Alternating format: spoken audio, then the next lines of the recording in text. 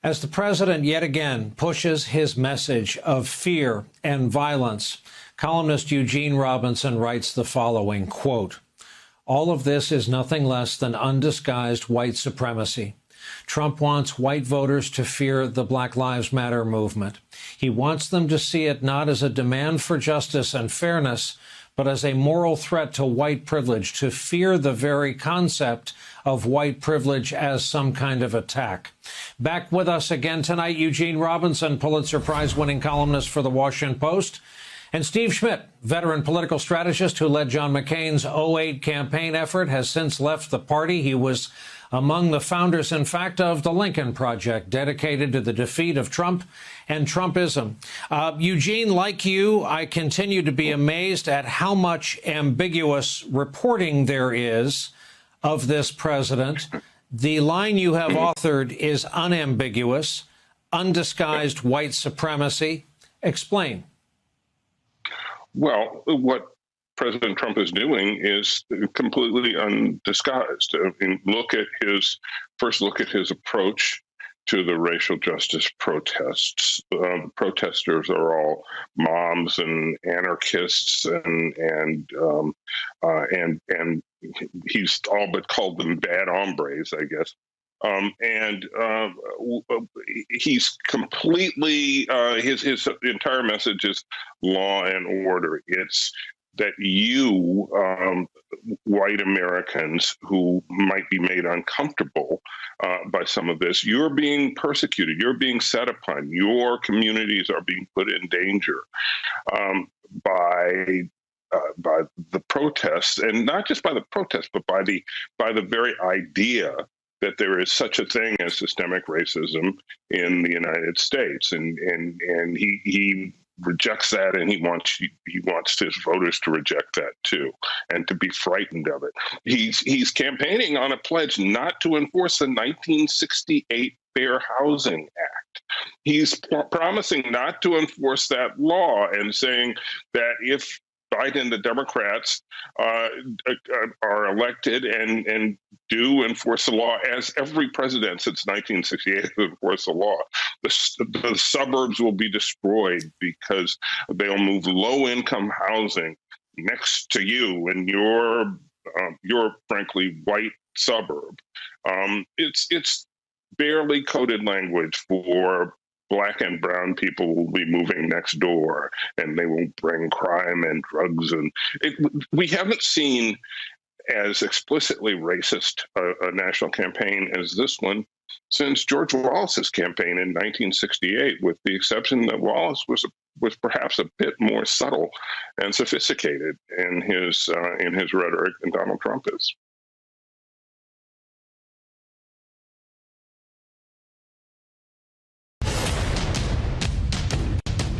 Well, good evening once again. Glad to be back with you as we come on the air day 1328 of the Trump administration. 56 days remain until the presidential election. And tonight, the president is driving home that law and order message on the campaign trail. He held his 21st campaign rally of the year 2020 in North Carolina tonight. He mocked the idea of social distancing. He said a Biden victory will crush the economy, destroy the U.S. suburbs. Indeed, much of the crowd was unmasked. Seating was pre-pandemic standard seating, while those behind the president in the curated camera angle crowd were wearing masks for the most part. Here is some of what the president had to say about the pandemic. We built the greatest economy in the history of the world. We were forced to close it because of the China plague that came in, and now we've opened it. And by the way, your state should be open. Your state should be open. My administration is following the science, protecting those at highest risk while allowing those at lower risk to safely return to work and to school. Go back to school. Go back to school. You ever see the statistics on young people? I don't know. They have a great immune system. Let's get some of that immune system. Trump again cast doubt on mail-in voting, again urged his supporters to vote by mail if they wish, but then go to the polls to make sure their vote was recorded. He attacked Kamala Harris, saying she could never be the first woman president, had this to say about Joe Biden. Biden's plan is to appease the domestic terrorists. My plan is to arrest them. So on November 3rd, America faces a very simple choice. Do what you want. Vote for the candidate backed by violent left-wing rioters if you have to.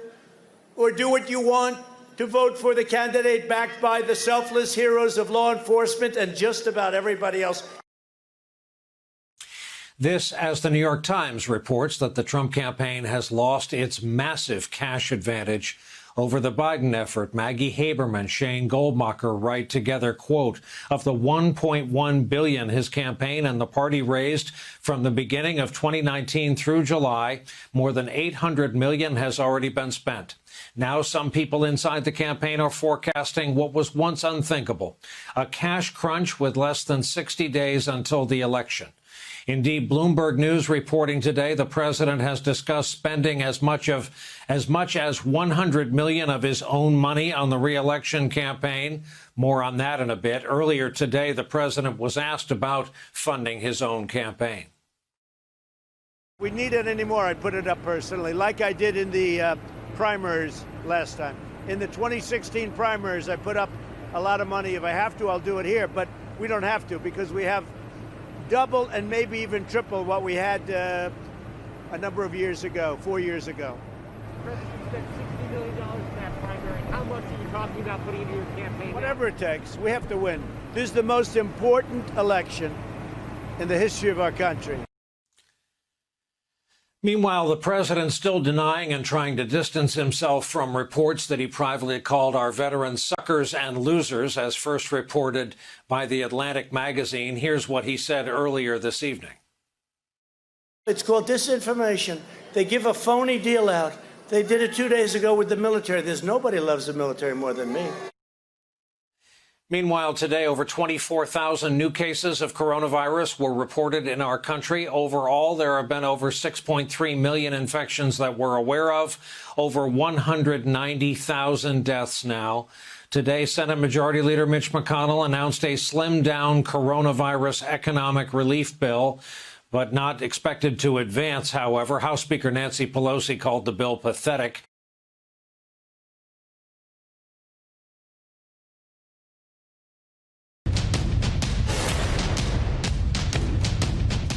Welcome back, and we have more details tonight as to exactly how the Trump campaign squandered its $200 million cash advantage over Joe Biden. More specifically, what happened to just under $1 billion raised? According to the New York Times reporting, quote, among the splashiest and perhaps most questionable purchases was a pair of Super Bowl ads the campaign reserved for $11 million, according to advertising analytics, more than it has spent on TV in some top battleground states. It was a vanity splurge that allowed Mr. Trump to match the billionaire Mike Bloomberg's buy for the big game.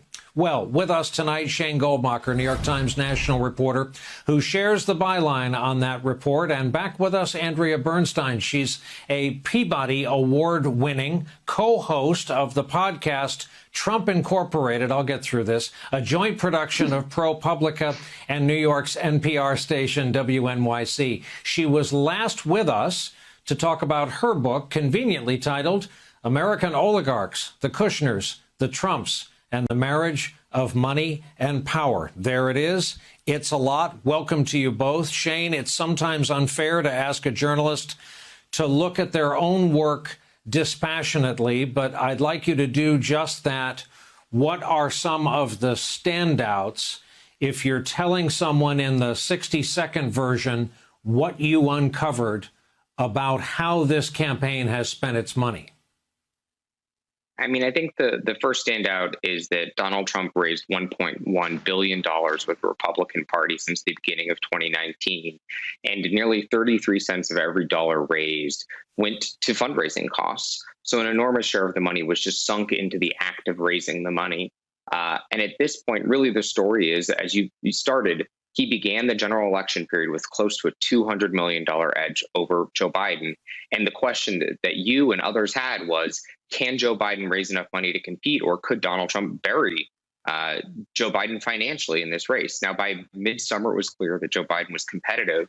And now we're entering the home stretch. And there are some Trump officials who are talking about concerns about a cash crunch and looking at getting dramatically outspent by Joe Biden. And so sort of this story was looking into, well, where exactly did the $800 million that the Trump campaign and the Republican National Committee spent go?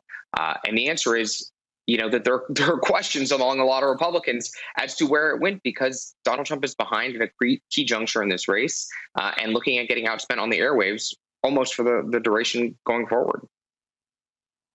Andrea, President loves saying he's willing to drop hundreds of millions of dollars on his campaign, spend some of his personal fortune. Does he have that kind of money? Well, according to his disclosures, he does not. His recent financial disclosure forms showed between $50 million and $150 million in assets. So there is a real question about how much money Donald Trump has. And he always has a lot of money when he wants it to look like he has a lot of money, and then not a lot of money when the tax assessors and whatnot come calling. He has a unitary business model. I mean, this reminds me of one of his casinos in Atlantic City went bust because regulators said he renovated it to appeal to high rollers when its market was middle class people. And that looks like what he's done with his campaign, that he has spent all of this money on things that most campaigns would not spend money on. And now in the home stretch, he's sort of looking around the couch cushions to make sure that he's got enough money to fund the remainder of the campaign. We shouldn't be surprised, because this is the way Donald Trump has run his business, with many, many failures. And then when he needs the money, he actually borrows it or asks banks or others to sweep in where he has failed.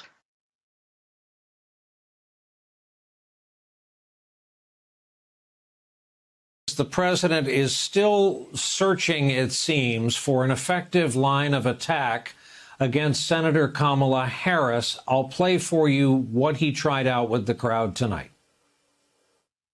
Nobody likes her.